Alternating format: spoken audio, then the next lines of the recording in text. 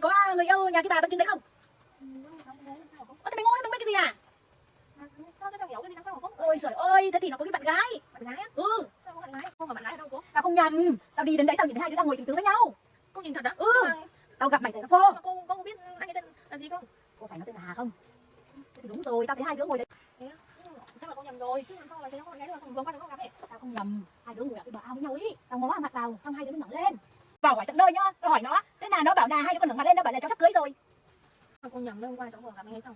Tao không nhầm, tao đang đi đến đấy, thế là hai đứa ngồi, tao mới ngó vào thế này, thì là tao mới hỏi, tao bảo là sao mày lại ngồi đây? Thế, nhưng mà cô nói chuyện thật á? Ừ, trời ơi, nó còn bắt tay nhau mà. Mày vào hỏi đi nhá, cùng làng cùng xóm mà không biết gì nữa. Có khi đỏ với nhau rồi, giờ vẫn còn thật thà sao mà ngu đấy nhá. Qua cháu gặp anh mà. Hôm nay tao thấy hai đứa ngồi vào ao mà. Trời, ngẩng mặt lên tao hỏi, Hay là bạn là cô người tại nhưng mà cháu qua cháu không gặp anh ấy mà. mày không tin tao thì thôi nhá. Người ta nó còn hai đứa báo vai báo cổ với nhau, nó còn ngẩng lên là cháu sắp cưới rồi. Đấy, mày ngu lắm cơ, mày không tin tao thì thôi. Đấy. Nói giáo nha gì bảo à. Bảo thì không nghĩ là này.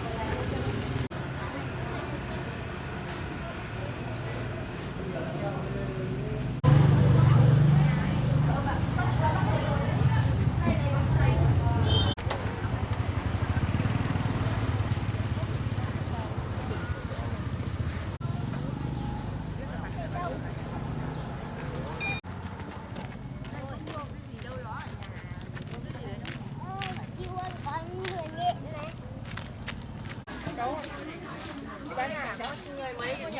Ở bụng chán lắm rồi, chán rồi. Và tao mua tao vứt cái này. Mày lấy mày ra bảo bà này.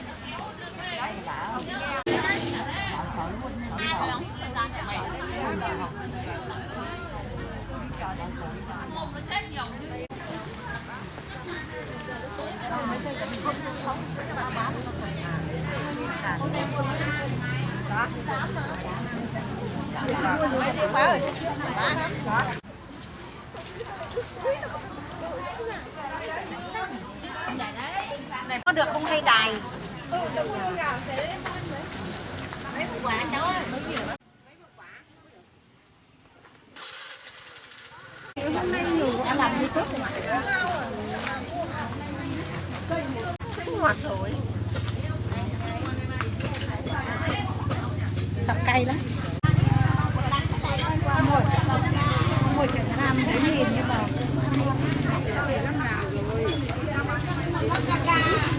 dứa bao nhiêu mà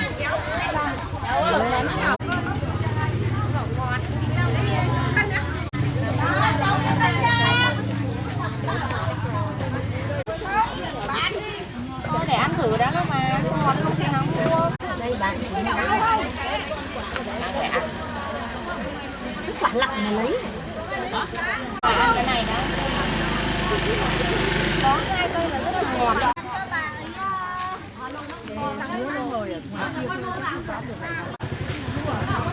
Để làm nốt ăn đi đường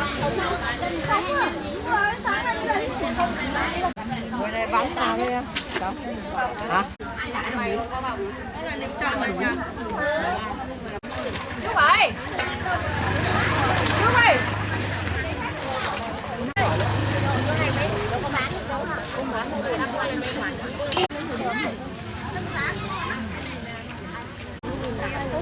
Mười 15.000 một quả.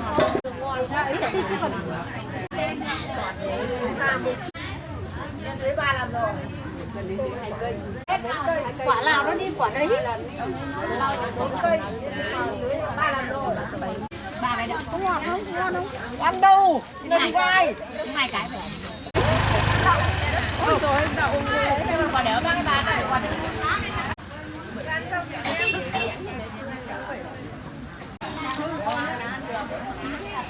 Chưa thôi nữa. Chưa. Đây xem coi.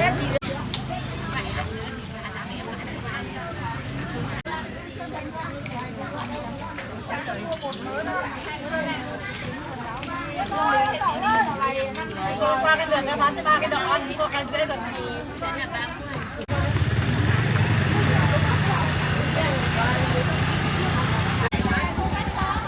thôi bây giờ cải đi nó chó.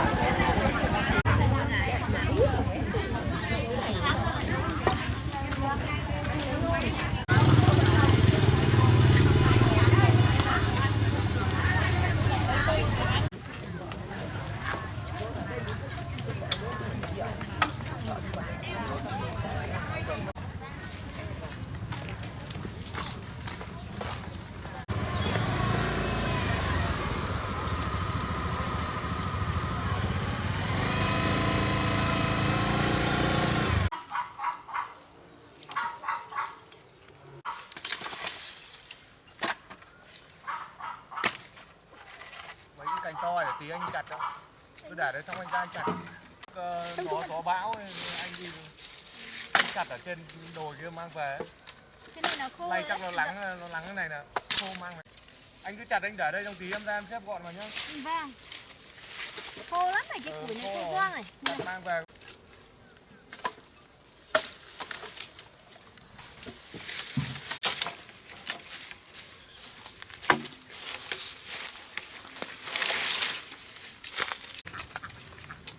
Hay bó lên một ít để mai cho em xuống chợ huyện bán.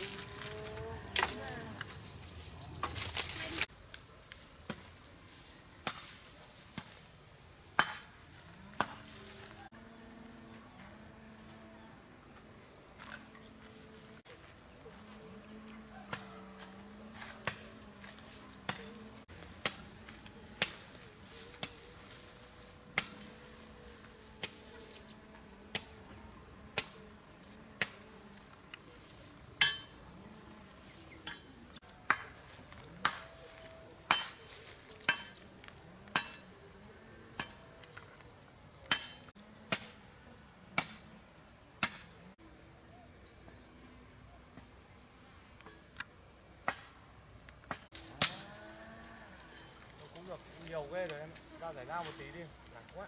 Đây này. Ra giải lao một tí đi.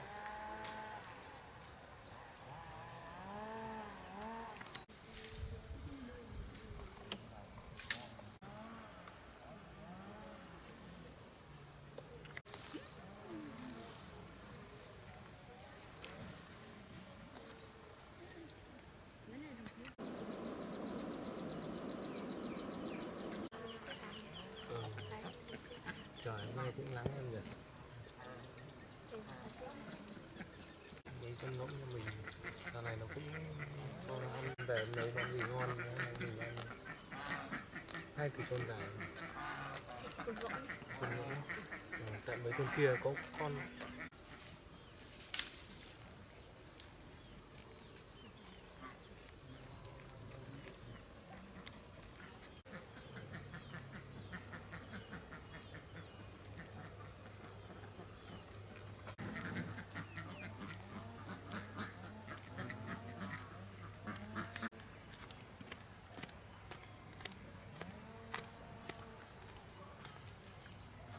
Đi đấy Hào ơi. mà cô đi đâu về cô? Cháu chặt ít củi đây cô ạ. Cô đi đâu về? Tao vừa đi lên trên kia có việc về. Đi vào cháu chơi. Tao vừa đi trên kia có việc về mà. Cô vào trong nhà cháu chơi, bố mẹ cháu hôm nay đi lên nương không có nhà. Thôi Bố tao mẹ đi cháu về đây, tao về tao còn có việc chứ. Thế á? Ôi thế đứa nào đây? Bạn gái cháu ấy cô. À thế à? Vâng. Thế bạn gái nhà ở đâu? Bạn cháu cũng nhà gần đây thôi cô. Thế thì bạn gái bao giờ cưới đây? Cũng sắp rồi cô ơi. À. Lúc nào cưới cháu mời cô ấy. Được đấy nha. Bao giờ chúng mày cưới? Cũng sắp rồi cô ơi, bao giờ cưới cô nhớ sang nhà cháu nhá. Nhớ mời tao nhá. Vâng. Có bạn gái này xinh thế nhỉ? Thôi thế thì tao đi về đấy nhá. Bao giờ cưới nhớ mời tao nhá. Thế vào nhà cháu chơi à? Thôi bạn Nam đi về đây. Cô ở đây chơi đã. Ơi, cô bạn gái xinh thế nhỉ? Kẻo xinh thế nhỉ? Cô ở đây chơi cô. Thôi cô đi về đây. Ở đây chơi cô. Ôi về đi, hôm nào cưới nhớ mời cô nhá. Đây, xinh gái thế không biết nữa. Thôi làm đi nhá, tao Vâng. về đây. Thế cô về nhá. Chơi về đây. Cô về nhé. Củi cho bạn. Cô về nhá. Hai đứa làm nhá. Vâng.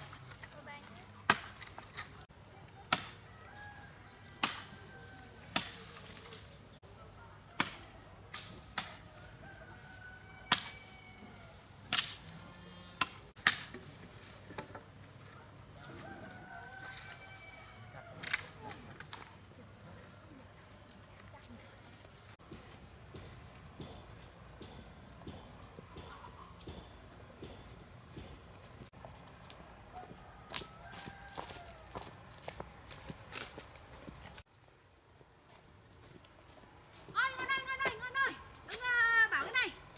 Ở đây tao bảo cái này. Bảo này, Ngân ơi, mày đi đâu đấy? Mày có cái thẻ làm gì cô? Ủa thế mày không biết cái gì à? Cái gì hả cô? Dạ. Mày có người yêu nhà cái bà bánh trứng không? Làm sao hả cô? Ủa thế không biết gì à? Mày có người yêu nhà cái bà bánh trứng đấy không? Vâng, cháu ngồi đấy làm sao hả cô? Ủa thế mày ngu đấy, mày không biết cái gì à?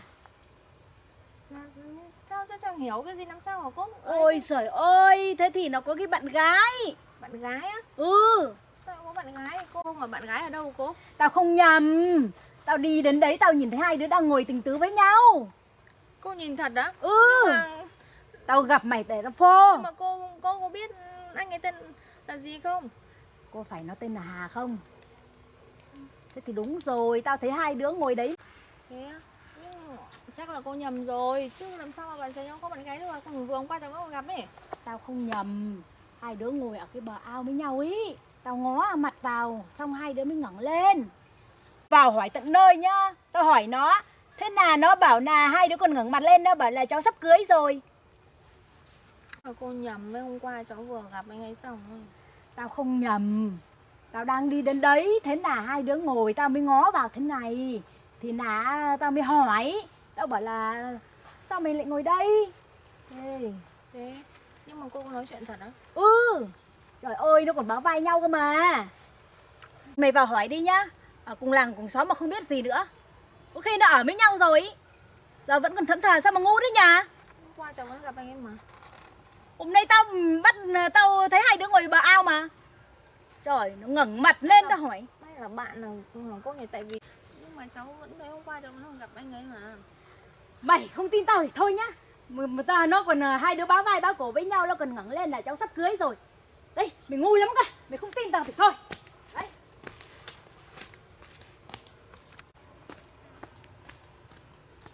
Nói đéo nghe gì cả, bảo à.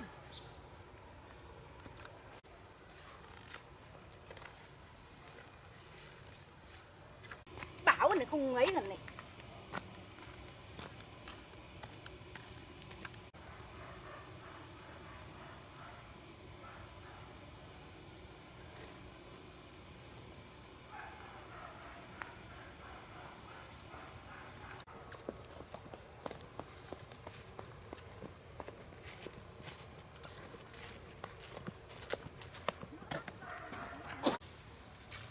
Chắc tôi củi này khô để ở đây thôi em. Đây bên kia kéo cho một cái củi đi.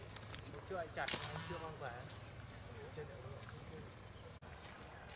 Ở trên kia hôm trước anh chặt rồi nhưng mà anh chưa kéo về được. Vẫn để trên đấy chắc khô rồi. Ở trên kia anh cứ lấy không được.